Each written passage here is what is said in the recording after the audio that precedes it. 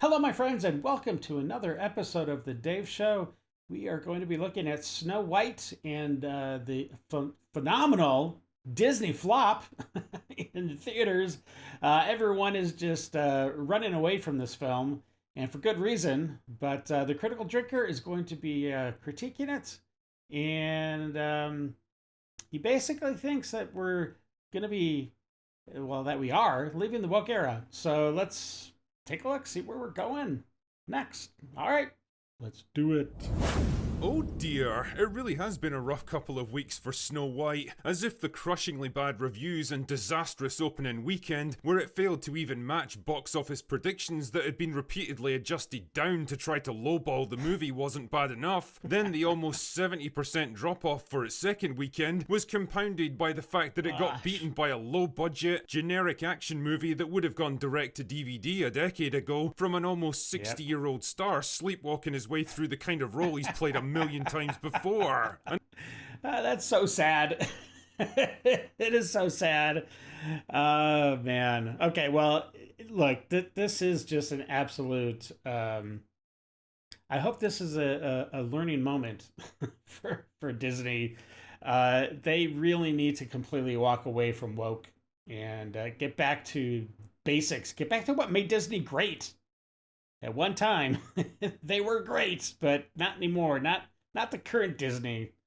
And if all that wasn't bad enough, the film's star, Rachel Zegler, was absolutely lambasted on social media by the son of the film's producer, who wrote, "My dad, the producer of enormous piece of Disney IP with hundreds of millions of dollars on the line, had to leave his family to fly across the country to reprimand his 20-year-old employee for dragging her personal politics into the middle of promoting the movie, for which she signed a multi-million-dollar contract to get paid and do publicity for."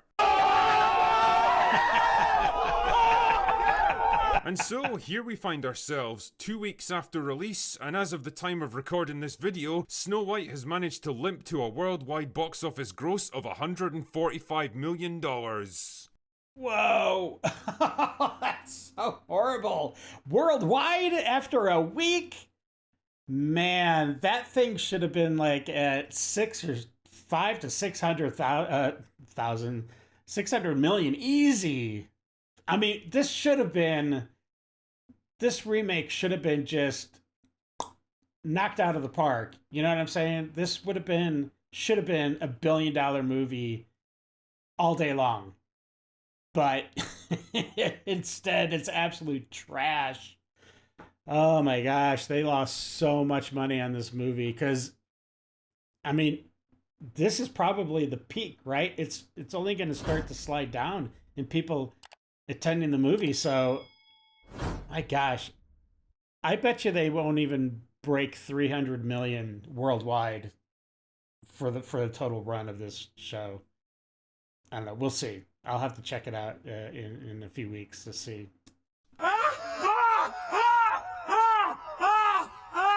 I think it's safe to say this is probably not what Disney were hoping for. In fact, it's fallen a bit short of the break-even point to say the least. How short exactly? Well, lucky for us, the movie was shot over here in the UK to take advantage of a $50 million tax break. I can't divulge information about that customer's secret illegal account. That's great, but one of the funny little quirks of our tax system is that companies like Disney actually have to file tax returns for the movie, which means they're gonna have to publicly divulge their spending for it. Jesus, I think this might be the one and only time in my entire adult life that I've been grateful to the British tax man. Anyway, according to this recent article from Forbes, by July 31st, 2022, Disney had already spent a staggering $183.3 million on making Snow White, even though principal photography had only just wrapped. The latest set of filings show that by December 31st, 2023, that total had risen to $269.4 million, forcing Disney to admit in its filings that the film was forecasted to be over the production budget.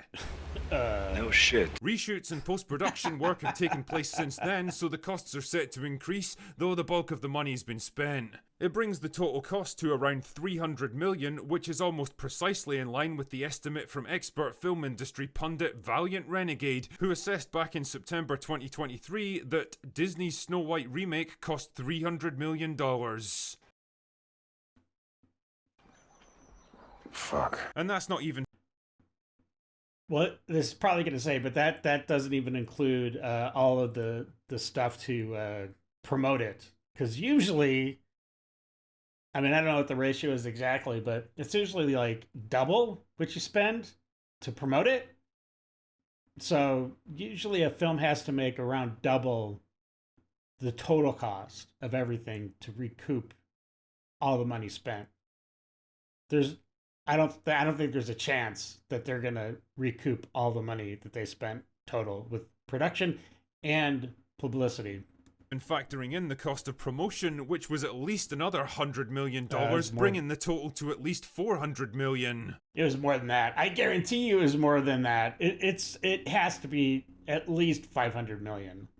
But, as I said earlier, it was filmed over here to take advantage of that all-important tax break, so let's deduct $50 million to leave us with a budget of $350 million. But then, of course, distributors have to take their cut, because funnily enough, cinemas don't tend to show movies out of the goodness of their heart. They want a percentage, and according to the film industry expert Stephen Follows, who interviewed over 1,200 film professionals back in 2014, theatres keep 49% of the takings on average. So that means only half Really? of the box office takings Okay. actually get paid back to the studio, which in this case means that Snow White would need to make about $700 million just to break even.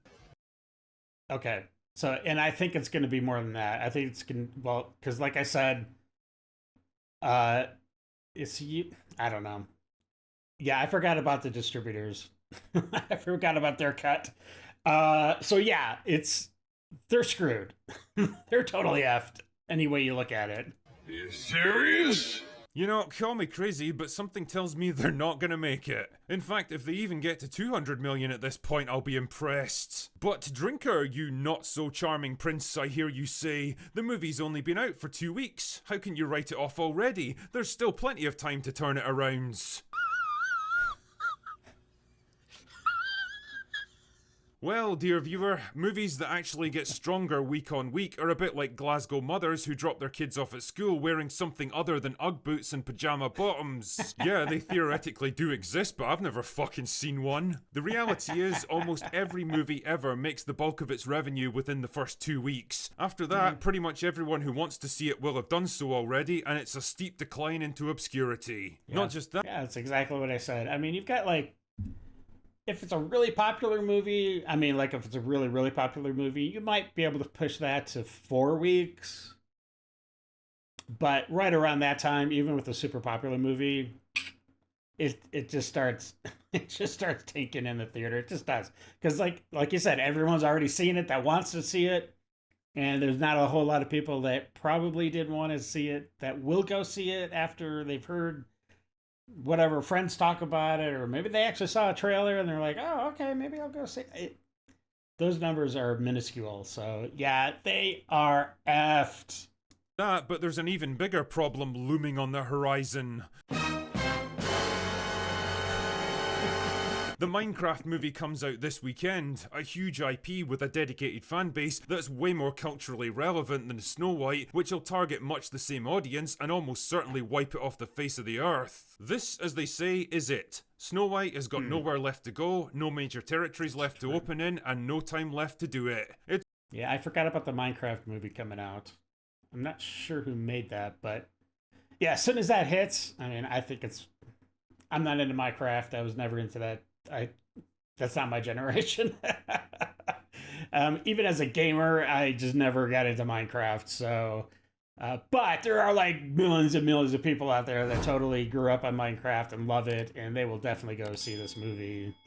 I'll probably go see it too, maybe. I don't know, but yeah, it's just gonna kill any momentum that Snow White has been building up as soon as that movie comes out. It's officially become one of the biggest bombs in Disney history. Jesus, man, it almost makes the Marvels look like a success story. Is that like a personal attack or something? And this is unquestionably a good thing, because this is about more than just one crappy movie that people love to shit on. The disastrous failure of this film represents a wholesale rejection, so loud and so clear that even the most out-of-touch Hollywood executive can't possibly ignore it. A rejection of everything this project represents and everything that Hollywood's tried so hard to push in recent years. The lazy retelling of classic stories with cringy modern-day feminist overtones tacked on. The sacrifice of universal themes and characters in favour of divisive identity politics. The obnoxious, opinionated actors who think they're more important than the film they're part of and lash out at anyone who tries to burst their bubble. And the constant recycling of old ideas, retreading paths that were forged by far more talented creatives. For lack of a better description, the message is dead, and Snow White was the funeral dirge. So if that's the case, then where exactly do we go from here? Well, as Echo Chamberlain so rightly observed, now that the cultural tides have shifted and we're leaving behind the era of woke, we're in danger now of sliding into the era of slop, where the same lazy storytelling, recycled ideas and simplistic characters are still being sharted out, only minus the divisive political messaging. And I've even noticed this myself. You'd be amazed how many times I've criticised a certain movie only to find comments on my video like, well, at least it wasn't woke, what are you complaining about, drinker, you dick? Well, I'm sorry, but just because a film doesn't shove identity politics down your throat doesn't mean it gets a free pass from me, and it shouldn't from you either. If your bar for an acceptable movie experience is that fucking low, then you're never gonna get anything better because you're giving the studios no incentive to even try. You're just gonna get more bloated, overpriced slop like The Electric State, or Brave New World, or probably Avengers Doomsday.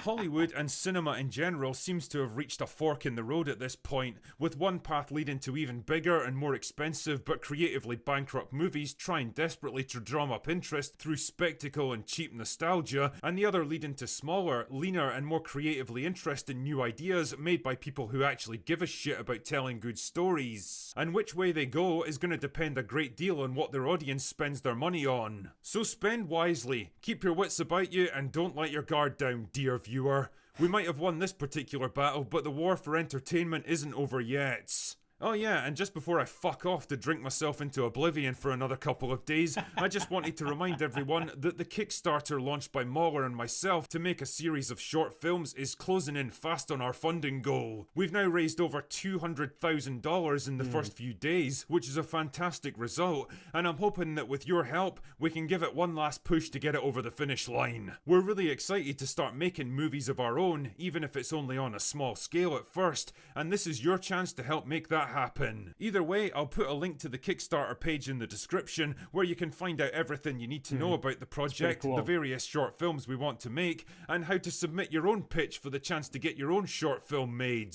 The rest I leave up to you. Anyway, that's all I've got for today. Go away now. Well, my friends, that's a wrap on this episode. If you enjoyed it or found anything entertaining or value from it, then please subscribe, like, share, slap that bell around so you know whenever I put up another video onto the channel. And until the next episode, stay safe, know that you are loved and appreciated, and of course, until we meet again, have a great day. I got nightmares in my head, I fear that the thoughts build up until I can't hear.